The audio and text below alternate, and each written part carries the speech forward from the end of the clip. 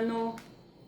Vamos para a nossa aula de geografia hoje e vamos falar sobre a vegetação. Vegetação é um conjunto de plantas de uma determinada região. Quando essa vegetação nasce e cresce sem a participação do ser humano, nós chamamos de vegetação natural.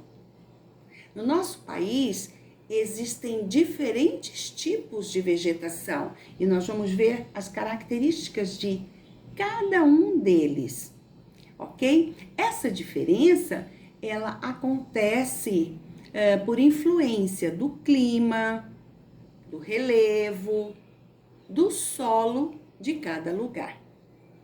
Vamos agora para o nosso livro e vamos abri-lo na página 256.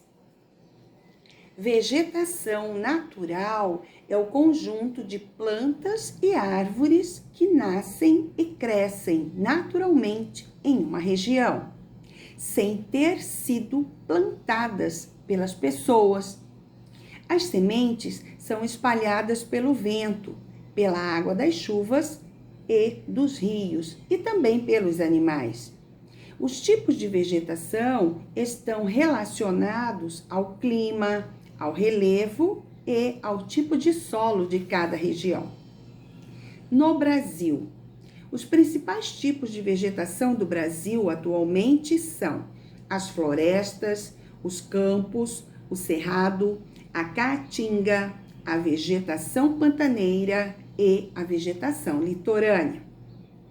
As florestas, também chamadas matas, são formadas por árvores altas, que geralmente crescem bem próximas umas das outras. A floresta amazônica é uma das mais importantes do mundo pela sua extensão e porque abriga enorme variedade de espécies de plantas e de animais. Ela depende do calor e das chuvas constantes, e sua existência está associada aos rios da região. Parte dessa floresta é frequentemente inundada pelas águas desses rios. Nas partes não inundadas fica a mata de terra firme, onde estão as árvores mais altas, com mais de 50 metros de altura. A Mata Atlântica. Assim como a floresta amazônica, apresenta grande biodiversidade, mas está ameaçada pela urbanização. Segundo o IBGE, quase 60% da população vive em cidades próximas à região da mata. Em 1500, a Mata Atlântica estendia-se por áreas de todo o litoral do território brasileiro, mas ela foi sendo devastada pelas atividades humanas e hoje ocorre em áreas isoladas, como nas Serras do Mar e da Mantiqueira, na região sudeste do Brasil.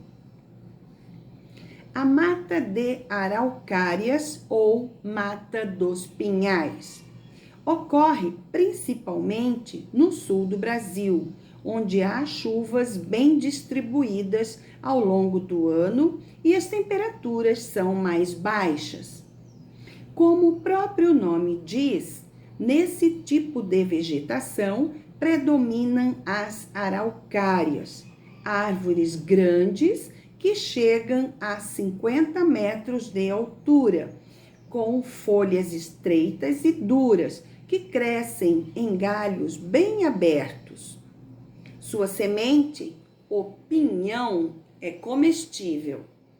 Por ocorrer em solo muito fértil, a terra roxa, essas áreas foram sendo desmatadas e utilizadas para a agricultura. E atualmente a mata de araucárias está preservada apenas em pequenas áreas.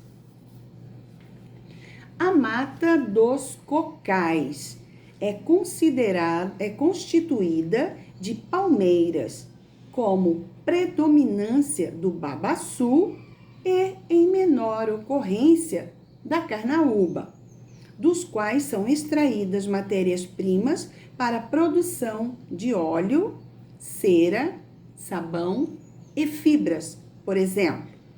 Ocorre principalmente nos estados do Maranhão e Piauí.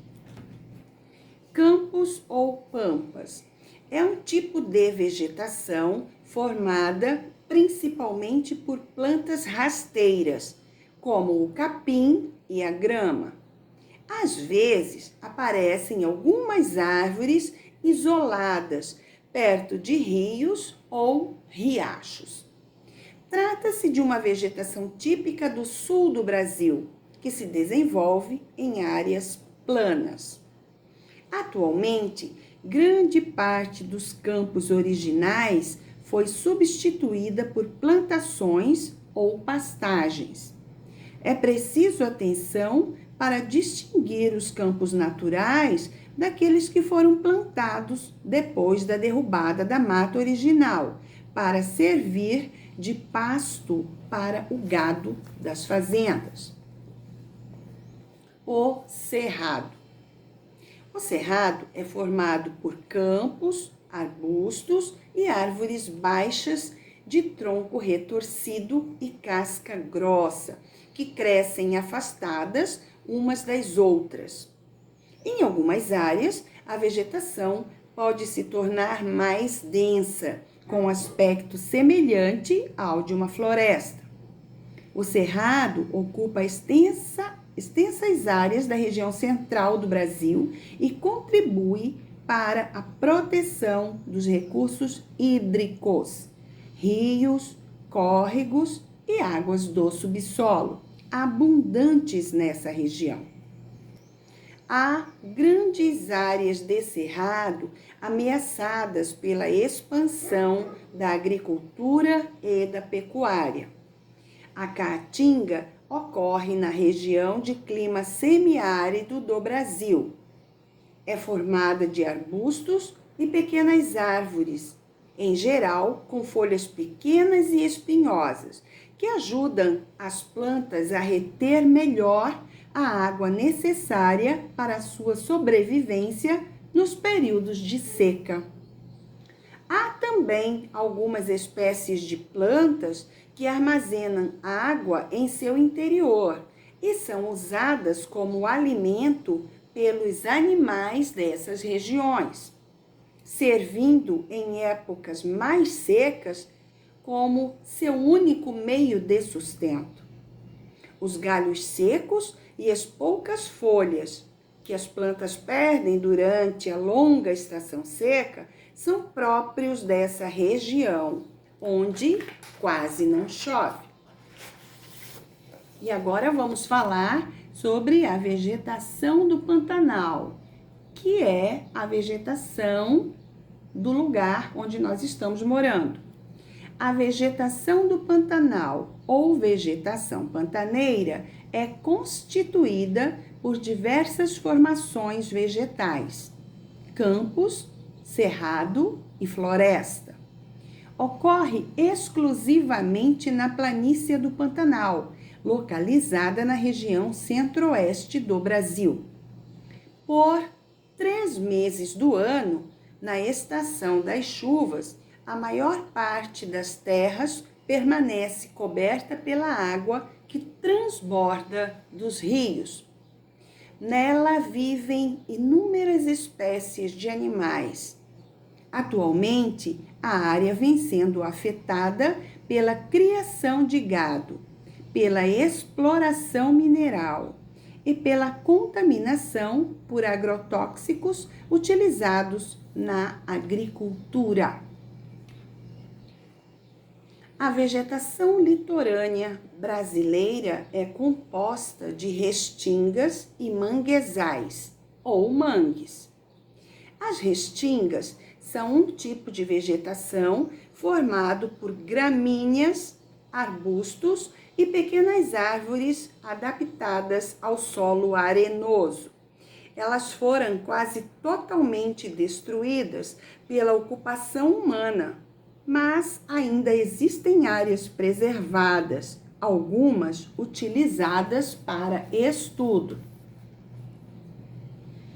Os manguezais podem ser encontrados em vários trechos do litoral brasileiro. Esse tipo de vegetação se desenvolve na beira de rios, em áreas que são inundadas pela maré, onde há solos lodosos com aspecto de lama mole e escura. São importantes para o ambiente, porque neles se abrigam e se reproduzem diversos animais marinhos, o que garante a vida a uma grande diversidade de espécies animais. E nós vamos parar por aqui. A importância da vegetação nós vamos estar vendo na nossa próxima aula. Logo no final do vídeo, eu vou deixar uma atividade para que você desenvolva em seu caderno, tá bom?